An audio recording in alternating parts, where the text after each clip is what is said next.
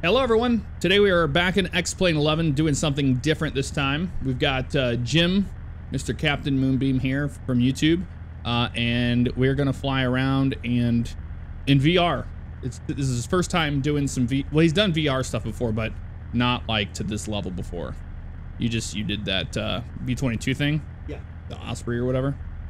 But it was more of an experience rather than having a hands-on thing. So we're in the Airfoil Labs, Cessna 172, and we're going to be flying other planes too. We're just going to start in the 172. We'll probably go into the Caravan or something, and then we'll get into the IXE G737. And basically, Jim is a real-world pilot, as you know, and he has a lot of experience in different airplanes. So the goal is to try to see how realistic VR flying is compared to the real thing. And I'll let you take it away, Jim. All right, here we go. The question is, where is the runway? Let me find the throttle first. Yeah. Oh, there we go. There we go. We'll just go straight out of this ramp, make a left on the first runway, or the taxiway. Okay, taxiway looks like it's up here at about 11 o'clock. Yep. All right, and then let's go. After that, we can we'll make a right turn from there and go down to the runway. All right. So as we're taxiing down the taxiway here at Fort Myers in Florida, as far as the scale of the world to you, how would you rate that? I'd rate it at probably a 9.5 out of 10. Really, just pretty close to pretty close real scale. Yeah, no traffic coming from the right, nothing from the left. Yeah, so the scale's great. You can make it right here if you want and take down to runway 6. That'll be a little quicker. I think the winds are pretty calm today. But, or you can do an intersection departure right here, actually, because you're taxiing onto the runway. Yep. There you go.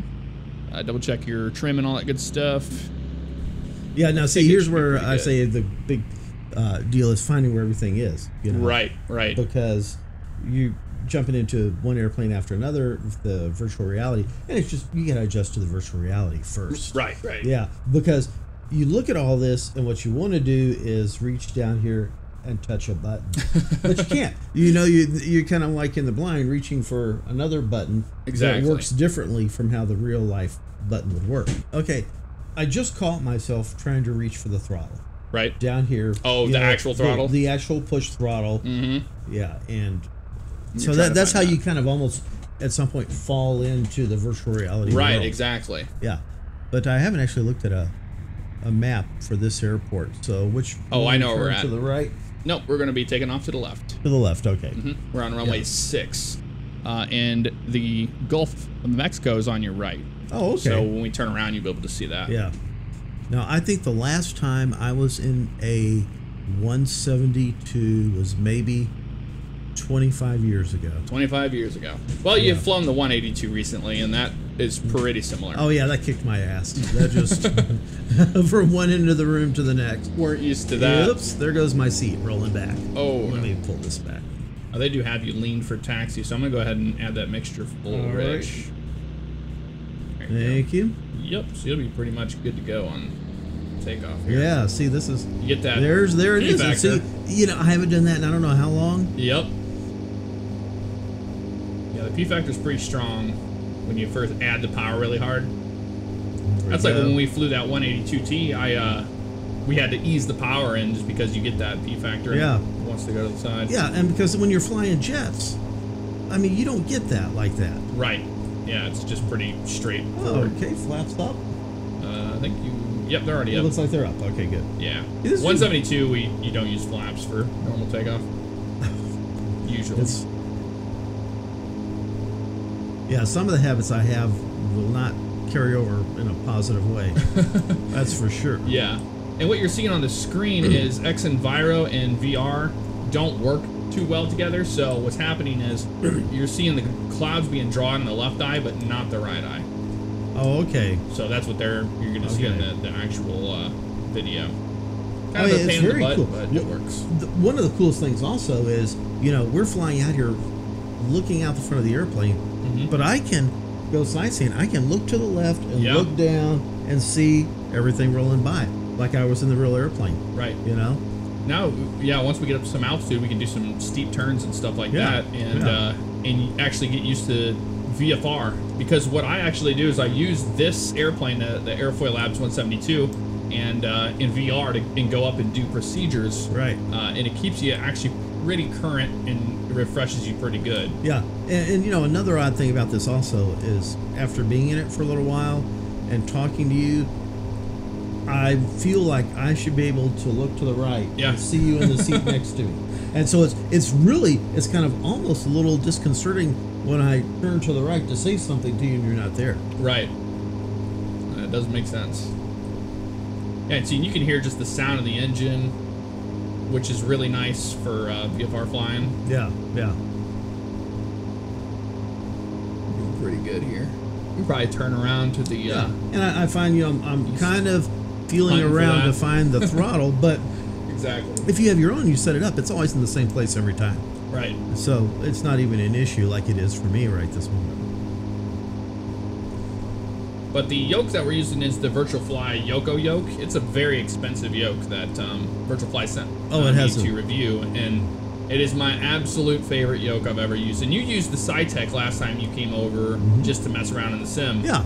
And this one, this one pretty close to a Caravan or like a Citation? This one has a better feel to it.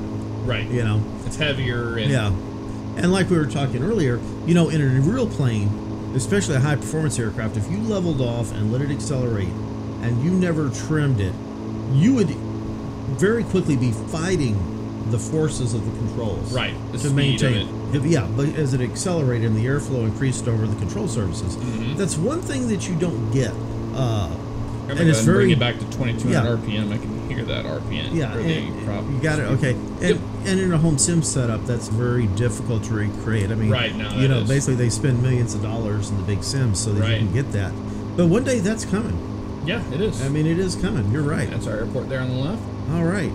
So I just keep kind of climbing away here. We're doing pretty good right now. Yeah, I think we're at like 2200 RPM. Yeah, you know, I just love that I can turn my head and look down at the airport. Yeah, they put you there. They put you there. It does. Especially when you're doing pattern work. Yeah. One thing that what is the number one thing so far that you've had about a good hour and a half of VR time so far. We did a little bit before we started recording. And what is the biggest thing that is the con?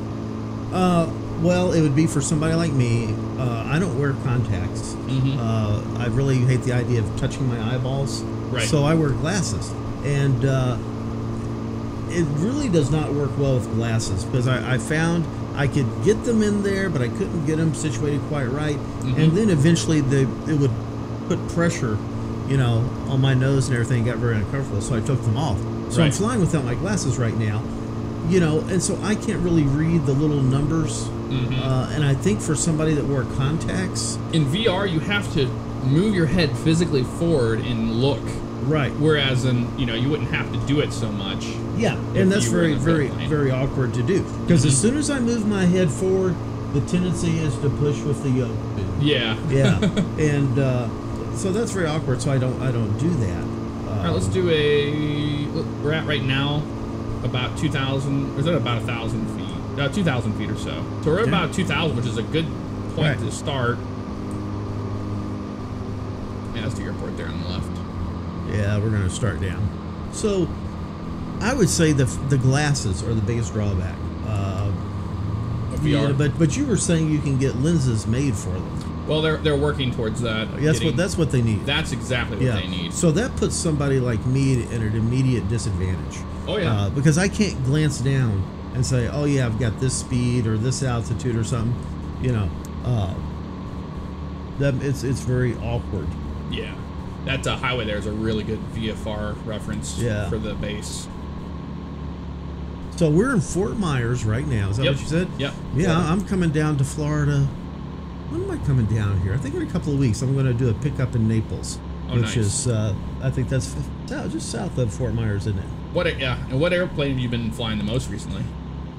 Well, gosh, it goes back and forth. We're going to do that pickup in the Excel, but gosh, I was flying my rear end off in the Excel, and then 5 weeks ago it stopped.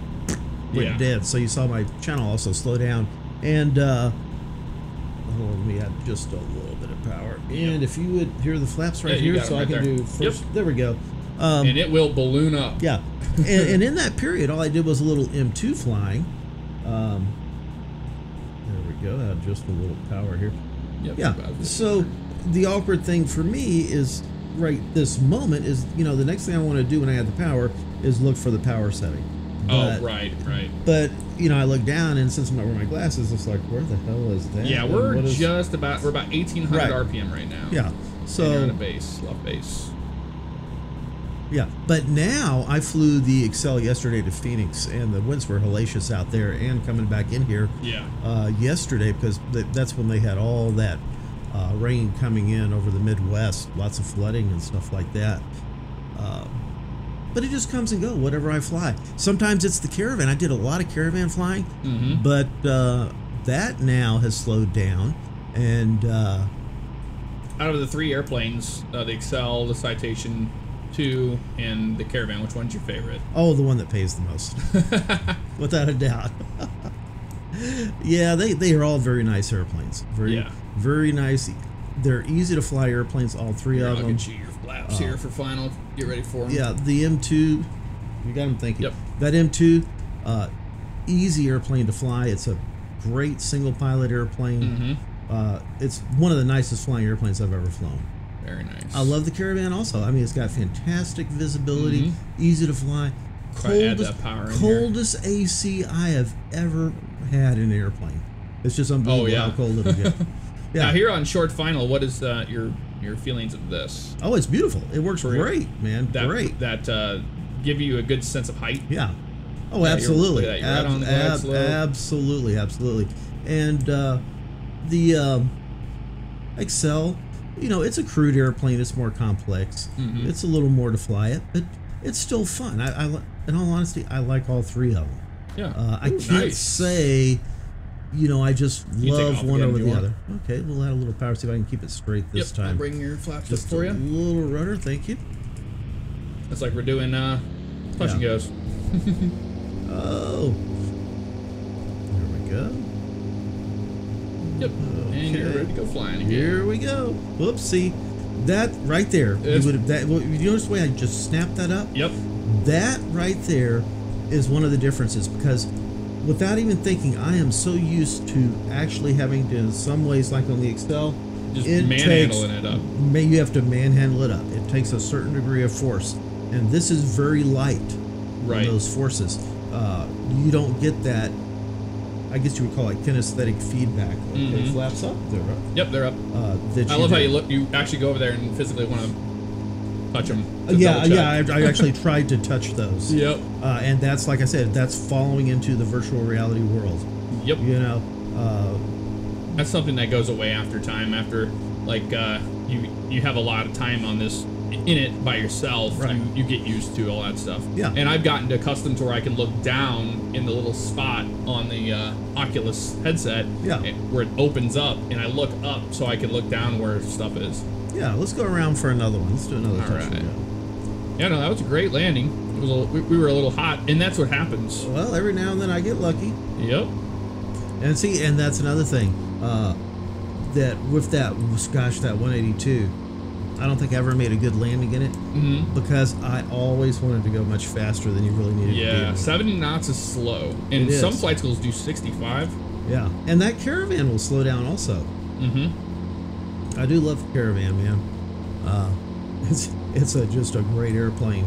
And we're flying here. This is the 172 SP, so it's a little bit nicer than the R. Everything up. Yeah, everything's all good to go. Yep, you just got a nice little tight pattern now. All right, here we go. We'll just stay at 1,000 here, come back around. One thing that I've noticed in compared to the real airplane in the sim is you don't get that feeling of when you fall forward when you pull the power back. And you don't get that in this, and sometimes that is a lot of the reason why you can go a little too fast on your base and stuff. In the real world, you would feel the seat of the pants flying feeling. Yeah, that's absolutely right. And one thing I want to add here also, if you don't mind, those guys that are out there and they're working on their private and they're working on their instrument, get one of those sims for your own computer and work on your instrument stuff.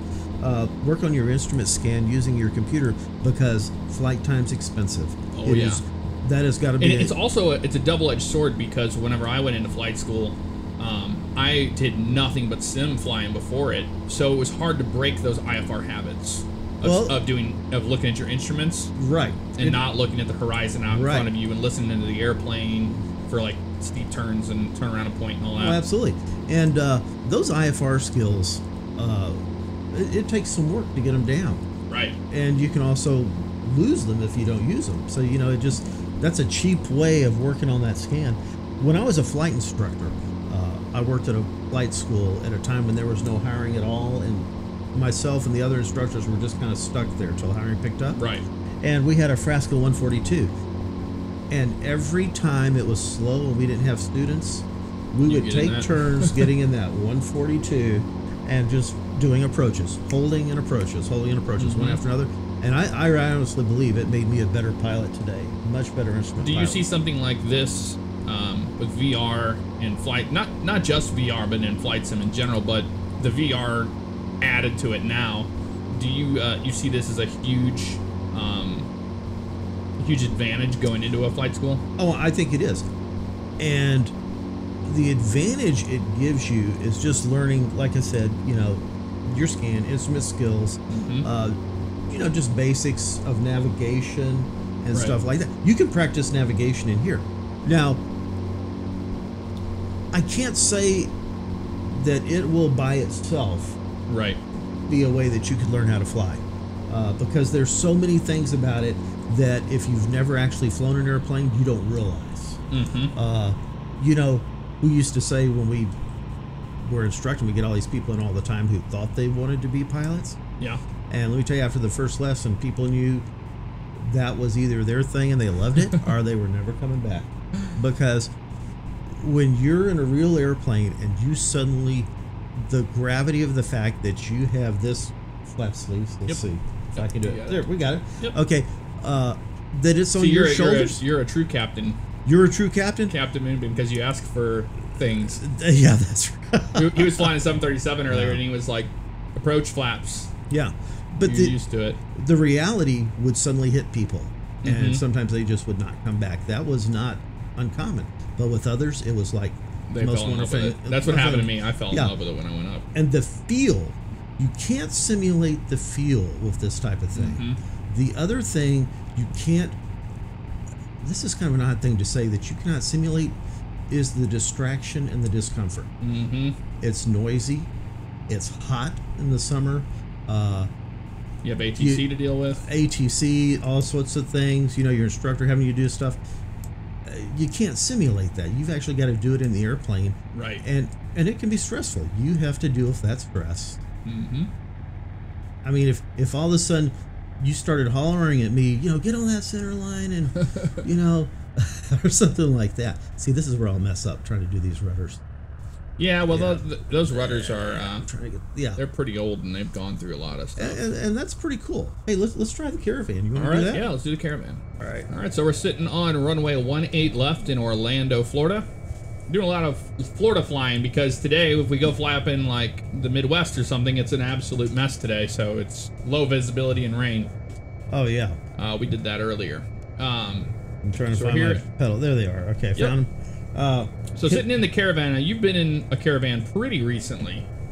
It's been about 2 months. About 2 months. About 2 months since I last So right off the bat, you have a G1000, and this is not a G1000 setup. Yeah, so it kind of throws you off. Very different. But as far as the size of it and the feel of it, is it pretty accurate? Oh, absolutely. Absolutely. Yeah. And, I mean, you got your basic 6-pack of instruments and all the instrumentation across the top. Yeah, I mean, I can't fault it at all. Now, I can't read the little lettering and stuff, but that's because I don't have my glasses on. Yeah. So I'm just flying by feel. Yeah. Is what I'm doing. This is also a legacy model, so you don't have the cool, fancy seating arrangement back there either. Well, see, that's right. Yeah. Yep. They have you in low idle, so I'm going to put you in high idle here. All right. Find it right there. And you can hear it. Okay. Spool on up. Let me find the throttles. Brake release. Yep, you're good to go. Here we go. Let's ease it forward. We didn't set our flap. I'll get your flap for you. It'd still take off without them. You don't use them? Well, I use the first setting. It's normally what I use. Right. That's recommended, but it's not required. Right. It'll fly just fine. Hey, I guessed on the wind and I was right.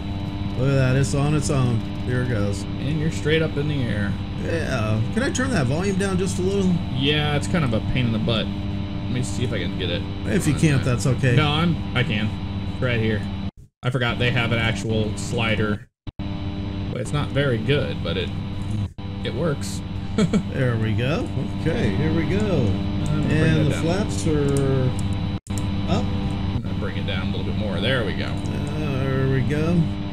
Now let me pull this back so I don't trash this engine. I'm just over torquing the hell out of it. That was only $1 million there. But that's the nice thing about a sim is that you can just have fun. That's right. Like before we were in St. Louis and the first thing Jim did was fly under the arch in the Caravan. Yeah. Because you can't do that in real life. No, you can't. And you can't do it anymore in the Sims if you go to like a they won't let you? school. No, after 9/11 they stopped all that stuff. They have the ADAs now pretty much everywhere. Yeah. Now we're hitting that middle marker and outer marker. I think you hit the middle marker and I think you hit an outer marker of a different runway, it sounded like. Pull this back a little bit. Hard to say. I will say the Caravan is probably I'd say one of the easiest to fly turbine aircraft I've flown. Very, very forgiving. It is. It's basically a big 172 with a that's how it handles with the turboprop engine in it. I'm gonna go back to okay, we'll just Orlando Airport is pretty big. It has all those little lakes. This is the Nimbus Simulations recently released Orlando Airport. I got it on the xplane.org store. It's awesome. Absolutely love it. I mean, it looks really good. It handles good. Mm-hmm. And the more I use this yoke, the more I like it. Yeah. Yeah, the one you had before was the Cytec one. It's a very light feeling yoke, so it's hard to be precise with it. Yeah. Because I remember that whenever you only had so much travel on the elevator, and you would run out of elevator real fast, and it was easy to over control the airplane for the most part. Yeah. And this one, right. you can be a lot more precise, and you have a lot more to dump in your lap. Now, one thing you can't do, and I find myself wanting to do, is reach down with this manual trim and just give it just a little nudge for just a little fine trim there. Yeah, you're using it like an electric trim. Yeah. Which the Caravan you fly, it has the electric trim, doesn't it? Yeah, it has the electric trim. But and your knee is right by that the trim wheel. Right. It's just easy to get to it.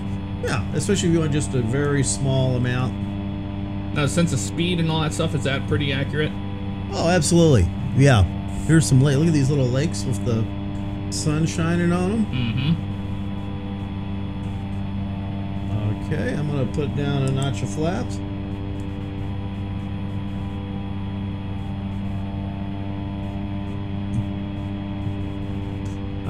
I turned it in a little too close there, but that's... I think you're fine. No problem. Here comes setting number 2. Yeah, I think... I'm not sure where the airport is. I'm sure you can see it a lot better than me. Their runway's over here. Okay, cool. Right. Yeah, because I know the 2 lakes out there on the approach to runway 18 right, those are right off your nose. Yeah.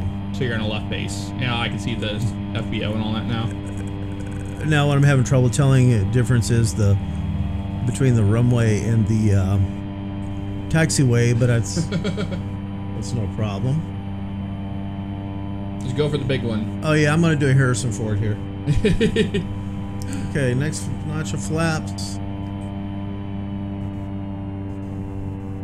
Yeah, that's the runway right there. Can't miss it. What speed do you usually shoot for in a Caravan on short final? 85. 85 knots. But since I can't read 85 on here, I think I'm actually much slower than that. Yeah, I think we're around 65. 70. But I'm above stall. Yeah. And what's weird about this output that we're getting here from the headset, it makes everything seem like we're lower than we actually are, because you were actually on the glide slope a little bit there, and you are right now.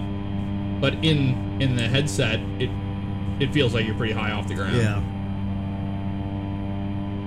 You see that windsock? So we have a little bit of crosswind to the right. There you go. Here we are. See, and you've got that feeling of the round out to flare down really well, better than I do in the Caravan and the Sim, just because you've flown them. And I noticed that you do your round out really smooth, and then you just flare right at the end. Well, you know, I hadn't even thought about it.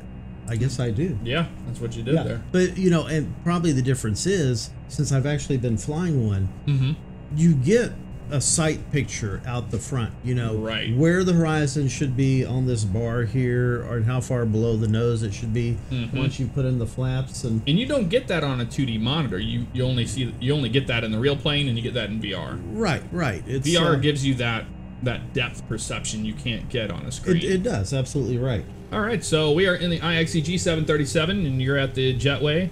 It looks pretty big, doesn't it? It really does. Like whenever you're like, compared to what we see on the screen, what you see, everything is just massive as it would be in the real world. Yeah. So now when I turn my head, are you seeing me looking out the right side? Yes. Okay. All right. And the left. All right, so I'm gonna go to ground services. I'm gonna have them push us straight back. It says to release the brakes. So here, look down at the brakes on your, right there. Okay. Whoop. Hold on. Stop moving. Right there. There we go. And they're gonna start pushing us back. Engines are already online, and we'll be ready to taxi down to probably the 1/8. And basically, when we're done, we tell them when to stop pushing back by, you can just turn the parking brake on and it'll be fine. So we'll do that here in a minute. Okay. So you get a sense, what does it feel like whenever you're going backwards? That's the only thing that's ever really messed with my brain. Like if you look to your left, out of that window. Now going backwards, does that kind of trick your brain? Does it bother you at all? No. Yeah, Jim's not gotten sick even once in this. I tell you what happens in the real plane every now and then that freaks me out. If you're in the plane and you're ready to go, or there's an aircraft next to you or something like that. Here, look down there. I'm gonna grab that. Every now and then I've caught myself seeing an aircraft next to us start to move out of the corner of my eye, and it felt like we were starting to roll backwards. Oh, okay. And I was suddenly startled. Hit the brakes. Look down at the throttle quadrant. I'm gonna go ahead and set our brakes. Yep, just go over there to the green lights and take that down to 1/8 center. It'll be all right. I'm gonna bring the sound up a little bit on this plane.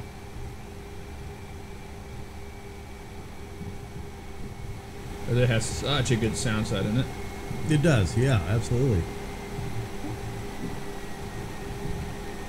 You can even hear the nose gear hitting those little lights. The sound. Oh, now that's realism there. I don't think it's 100% there, but it's close. Yeah, I think we make a right out here and then a left on the next taxiway. Now, how does taxiing feel like in it? Well, see, I'm assuming this has a tiller. Yeah, it does. I just see it over here. And that's what you would normally use, not the rudder pedals. Right. For this aircraft. So you can't really... It is what it is, you know. Yeah, I know that you can do you could turn the tiller to... You can slave it to your yoke. Oh, can you? Like driving a car, I guess. Yep. Which it would be the same thing. But actually with X-Plane, you can set an axis of something like an actual wheel as a tiller. Okay, and that would be good. Yeah, that would be much more realistic for this size aircraft. Your feet is just, it's weird in these big planes. Yeah. And the brakes are pretty touchy on them. Yeah. You should be coming up on 1/8 center here on the right. You see those lights there? It's the end of the runway. Down there at the end? I think we make a right here. Right here? Okay. That looks like the beginning of runway 1/8 center. Or it's either this one or the next one. They look... Okay. We'll be fine. We're very lightly loaded in this 737-300. Being a co-pilot today for Jim, it's tough in VR because where he looks is where the mouse looks, and I really wish that you could disable. Somebody said that you can disable that in the VR software. I need to look into that. That would be nice. Oh, that would be. Let's do that. Kind of slip there. Okay. Let me try not to move my rudder pedals as we get rolling here. No problem. Put those for you. There we go. It's coming to life. Now I can't really tell if I'm assuming I've overpowered it. Yeah, a little bit. You're fine though. Okay. We're not flying to the numbers or by the book today. We're just checking out VR and your impressions of it. And we are at V1 and rotate. Yep. Okay. And that wind. Oh yeah, there we go. Whoa, look at that. Okay, pause the rate, gear up. Yep. Got your gear for you. Okay. Now see, that's more what you're accustomed to. Pulling back on that yoke to get it off the ground. I mean, I don't think our stab trim was perfect on that. I don't think it was right at all. I think we had too much forward. And let's see, let me get the flaps. There we go. Yep, bringing that on up. I'm going to go ahead and reduce your power here so we can climb at around 180 knots or so. And I'll let you fly the pattern down here. We'll probably shoot it at we'll shoot for 2,000 feet. There's 2,000 right there. Yeah, we'll just shoot for that. I think anything over that in Memphis is going to be tough to get back down. Okay, coming left. There you go. Now, for people that haven't experienced VR, compared to flying in the real jets that you like, the sense of speed and how big it is inside there, what does it feel like in this? Oh, I think it's good. I think it's very good. Like you definitely get a speed sensation. Absolutely. And it feels like you're sitting in a 737 cockpit because it's gigantic compared to the little Cessna we were in earlier. Yeah. And that's what we did. We took the 172, then we bumped up to the Caravan, and then we moved up to the 737. So you get these big scale differences. And the 747 is the biggest one. It feels like you're in an apartment building when you're in there. Oh, yeah, I bet it is. One of the guys I fly with flies a 747. Oh, nice. He's a Czech airman. Not sure what our speed is and stuff. It's hard to see it. And this airplane here is not fully compatible with X-Plane 11 yet, so we have all those problems. But you can see Memphis really good there, though. That's the FedEx ramp there with all the white lights. And there's 27. Actually, we could probably set you up for runway 27 even. Well, we're actually coming across the you're right. extended center line. Okay, except for I'm facing this way, and the cockpit now is angled that way. Yeah, just keep looking that way. Yeah. And I'm going to reset your view. Oh, that's much better. There you go. Good. It gets a little off sometimes, the little tracking camera does. Yeah. That was a little disorienting there. Yeah. One thing that I learned going from simulator to the real world is the sense of height you get. In a sim on like a 2D screen, you don't feel like you don't feel how high you are off the ground. And when I went to go fly in the real world, it was like, whoa, I feel like I'm way high on approaches.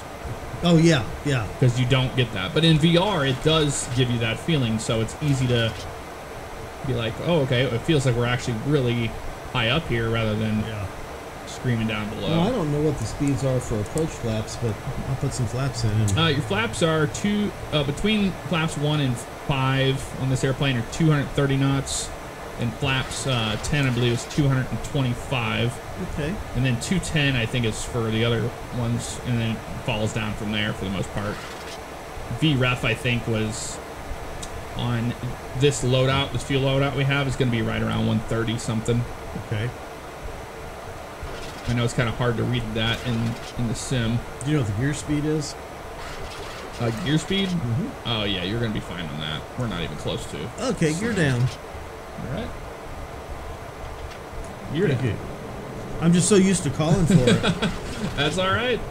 You know, You got to utilize all of your assets, all your resources. I am going to try to get your speed brakes armed. Okay. I can here. Grab them. They might be armed now. I've had a hit and miss with it. Moving this, because this airplane was originally for X-Plane 10, and then you can just do a little bit of tricks to get it working. And we're going to shoot for that middle runway. 1-8 center. All right, 1-8 center. Got a master caution. I don't know what that's about. Who knows? Who knows?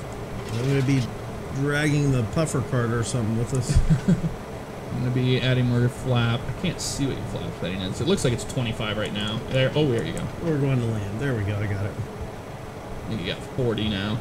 So it's going to be a pig. Yeah, how are we on speed? Speed's looking okay. I'm going to add a little power here.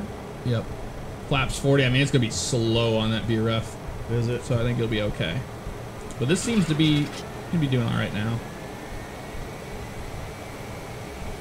Yeah, we keep getting that master caution. I don't know what it's for. It's hard to see from this angle with all the studio lights on. Yeah, and I can't see. That's all right. Just go by the feel. We're not trying to fly to the numbers here today at all. Now this is a really cool approach coming into the 1-8 center, because you go right over the FedEx facility. Yeah, it shows us. I think the Pappy's showing us low. Is it? Yeah, it's hard to say. I don't think it has, say there. I can't even see the lights. I think those are runway hold markers. Yeah, you can see. Look at all the FedEx planes down there. Yeah. Those are all the MD-10s. Yeah, probably want to add more power. I think we're getting slow. Okay. Let's fly a little bit. It's hard to tell on this this angle here. I think you're okay. The 737's all about just that slight flare at the end. Oh yeah, you got it. Woo! Whoops. That was a plunker. Yep. It comes up quick. I shouldn't have pulled back so much for the flare. Yeah, the power. There we go. We'll just bring it to a stop here. Yep. Very cool. It is very cool. Very cool. Oh yeah, that thing came to a stop quick. We're just extremely lightly loaded, that's why. Okay, so see, I'm reaching for these throttles. Compared to what you're used to. Okay, I got the brake set, I think. Yep. Yeah, it's, and I guess people can see, you know, you can press this and bring up the flaps lever. All right, so we just got done doing the VR experience your first time. What's the pros and what's the cons of VR? Well, you know, so far, I think we hit on a lot of those as we were flying. One of the pros, well, no, I should say one of the cons that I heard about, which I didn't seem to have a problem with at all, was the motion sickness that you can get from it. Yeah, and I think the fact that, you know, being a real world pilot, you're used to these kind of maneuvers and the feeling of it. The biggest thing to me when I first had it on was the feeling of, oh my God, I'm pulling a G, but you're not. Right. Like your brain almost thinks that you are pulling a G, but you're not. Yeah. So, you know, I guess that really depends on the individual. And I would think that if you do have that problem, probably the more that you do it, the less of a problem it'll be. Right. That you'll get used to that. Yeah, I used to get sick in the very beginning, and it doesn't bother me at all now. Yeah. But I mean, you just got in here and you're not even remotely sick. No, I'm thinking, oh, we did have a small time for dinner, you know. We did have a small little USB fan to blow air on you the whole time. Oh, I didn't even notice that. That one there. And that, that okay, helps. Yeah, okay. It's like if you're sitting in the cockpit of a plane, you have your blowers on you as well. Right, yeah, and we do have lots of blowers, you know, because it gets hot up there. Yeah. Yeah, and that's probably one thing people don't realize about these real airplanes. You generate a lot of heat with the avionics and everything, especially in the sun. And you'll hear it in my videos sometimes. In fact, the last couple, there was a lot of airflow where we had all sorts of, not Venturis, but the gaspers open and vents going, blowing air in there. But as far as the pros, the number one pro, which I think would be obvious to everybody involved with this, is the cost savings and training. I'm not sure it would apply to every training situation. I think for a private pilot that wants to get their instrument rating and stuff like that, I don't think at the level VR is right now, as far as how well you can see. I don't think you can do instrument training that well. But VFR is definitely there. Yeah. You turn around a point, you can do oh yeah, stalls absolutely, and all that stuff, and know what the airplane attitude feels like. Yeah. And then go do that in the real world. Yeah. And you know, you don't even have to have the virtual reality to do the instrument training. No. You know, just a basic flight sim that's capable of navigation. Right. Yeah. And it saves you a lot of money doing that. As far as feel on final, I know when we got slow in the 737, it was mushing up a little bit. Yeah. But as far as the feel of like the smaller Cessnas and stuff, when you were coming in, did it feel like the plane was pretty much alive? It does, but in a different way. Because one thing that you would notice in a real airplane, if you were, let's say you were flying the 737 and you were coming in and it was getting slower and slower, one of the things you would notice, as well as the fact that the airflow sound would start to drop off substantially, right, yeah, would be the yoke would be getting heavier and heavier because you'd have to pull back more and more to and you'll maintain see that, the altitude. Well, they get to see that in the video, but when you go back through and editing, you'll get to see just how much yoke you were giving it. Right, right. It would but surprise the thing about this is, in the airplane, it would be substantial. I mean, it would be getting to the point where you would be muscling. You'd feel it the whole time. But you don't get that muscle type feel. Now, you get a spring, and I assume there's some springs or something in here. Springs in there. And that is much nicer than one that doesn't have that, because that does give you, the more you pull, more resistance. And it's kind of simulating what you would feel in an airplane with the airflow over the controls. Yeah, because when you're stopped dead on the ramp, you can just move those around like no problem. Oh, absolutely, absolutely. In fact, well, not completely, because like in the Excel, which is a large corporate airplane, but it doesn't have hydraulic controls, so we don't have hydraulics for the elevator. Right. If you're just sitting there and you pull back on that yoke to lift the elevator, with no airflow, it takes a lot of work pulling, because you're lifting that big piece of metal and all the other workings with it manually through linkages and pulleys. So as far as we hit the flight school stuff, the flight training part of it on there, that it would definitely help out a student pilot. I think so. Absolutely. But also, I mean, I think flight sims do that in general, not just VR. Oh yeah, absolutely. Because you know, as a student pilot, you're learning the basics. As you're doing your instrument training, you're learning the basics of instrument flight. But what you're adding here is a feel. A world is being added to all of that. And on a 2D screen on your monitor, you get that immersion sometimes. Like when you're just flying around, like the first time you came over and flew, you're like, wow, this is actually really cool. But when you put the headset on and you're sitting in that airplane and you turn the sound up and you just hear just the ambient sounds and everything, I mean, it's like you're actually there in the plane. And it happens much faster with this. Much faster. Because, you know, I'm thinking within 5 minutes, you start to fall into that world. You know, because I found myself reaching for this. Was it jarring when you took it off? No. Probably because I'm just a cretin and not as sensitive as other people or something. Now, how many years have you been flying planes? 30 something. 30 something years. So a very seasoned pilot, and you know, there you go. You tried VR out, and it was. Did you expect it to be what it was? You know, I wasn't quite sure what to expect, because what I thought was that the technology had not matured yet. There were still some limitations. Which we saw. People had problems with getting motion sickness in it. So that's what I kind of expected. I expected, oh, maybe I'll get a little queasiness or something here, but I didn't feel any of that. But I think you would probably be more prone to that if you were doing a whole lot of head movement, or if you were controlling it and moving the screen while I was looking at something else. That would probably facilitate that. That does make sense. Well, if you guys are not familiar with Jim, he is a fellow St. Louis YouTuber, and he puts all his corporate flying makes them into vlogs and stuff. So check his channel out. It'll be in the description below. And thanks for coming over. Well, thanks for coming over. I appreciate it. Lots of fun. Yeah, Lots it's been of a lot of fun. Really cool to see your take on it, because I'm always blown away when I put this thing on and go flying. Well, you know, the thing is, it's going to get better and better and better. Yep. Is what's going to happen. It's not going to get worse. And I can see this moving towards actual flight training eventually, like absolutely. level DSIM kind of stuff. Can move towards that. Well, if I can just add this before you shut it off. 2 months ago, I went to the Helicopter Association International Convention in Dallas, and I saw this last year, and I saw this year. There were a number of companies that were showing their virtual reality products for helicopter training, in-house helicopter training. Okay.